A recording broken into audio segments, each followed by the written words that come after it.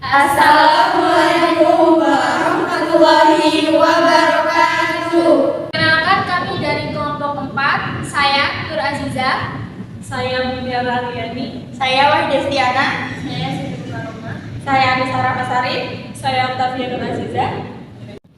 Baik, kami di sini akan mempresentasikan menganalisis materi pembelajaran SD kelas 4, 5, dan 6. Oke, jadi materi kita saat ini adalah menganalisis materi pembelajaran IPS SD kelas 4, 5, dan juga 6. Apa saja sih submateri yang akan kita bahas hari ini? Jadi yang pertama adalah standar kompetensi atau biasa disebut dengan SK mata pelajaran IPS SD kelas 4, 5, dan juga 6. Dan yang kedua itu adalah kompetensi dasar atau biasa disebut dengan KD untuk mempelajari IPS SD kelas 4, 5, dan 6. Yang ketiga ada uraian materi pembelajaran IPS SD kelas 4, 5, dan juga 6. Jadi materi-materi apa saja yang dipelajari untuk kelas 4, 5, dan 6. Dan yang terakhir adalah komparasi antara materi pada setiap jenjang. Oke, untuk lebih jelasnya akan saya persilahkan kepada teman saya. Bye-bye. Standar kompetensi mata pelajaran IPS kelas 4, 5, dan 6. Standar kompetensi mata pelajaran adalah gambaran pengetahuan, keterampilan, dan sikap yang harus dikuasai siswa setelah mempelajari mata pelajaran tertentu pada jenjang pendidikan tertentu. Standar kompetensi mencakup dua hal, yaitu 1. Standar isi atau konten standar. Standar kompetensi yang memuat isi berupa pernyataan yang membuat pengetahuan, sikap, dan keterampilan yang harus dikuasai siswa saat mempelajari topik tertentu. 2. Standar penampilan atau performance standar. Standar kompetensi yang terikat dengan tingkat penampilan adalah pernyataan tentang standar isi menentukan tingkat penguasaan si peserta didik. Baik, di sini saya akan menjelaskan tentang kompetensi dasar mata pelajaran IPS SD kelas 4, 5, dan 6. Yaitu kompetensi merupakan gabungan dari pengetahuan, keterampilan, nilai, dan sikap yang tercermin dalam kebiasaan berpikir dan bertindak.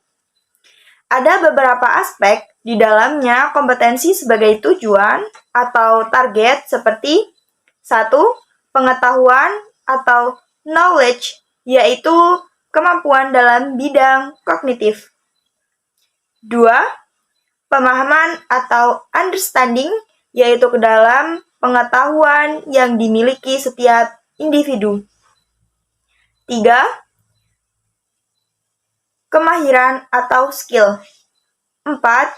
Nilai atau value, yaitu norma-norma untuk melaksanakan secara praktik tentang tugas. 5. Sikap atau attitude, yaitu pandangan individu terhadap sesuatu. 6. Mindset atau interest, yaitu kecenderungan individu untuk melakukan suatu perbuatan. Uraian materi pembelajaran IPS SD kelas 4, 5, dan 6.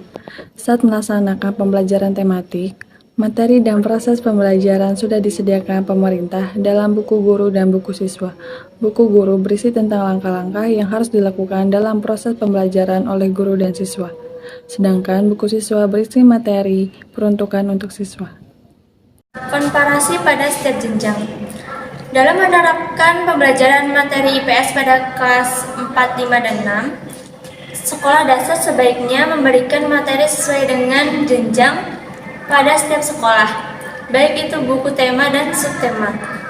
Hal ini bertujuan untuk menambah dan menyesuaikan ingatan daya tahan otak mereka untuk semakin berkembang. Adapun perbandingannya sebagai berikut. Ada 3 macam komparasi pembelajaran ilmu pengetahuan sosial pada setiap jenjangnya. Untuk yang pertama, kelas 4 SD, di mana guru memberikan materi dari tema dengan subtema yang berbeda. seperti keadaan sosial. Keadaan sosial terjadi di masyarakat, misalnya berkomunikasi atau berinteraksi antara satu orang dengan yang lainnya.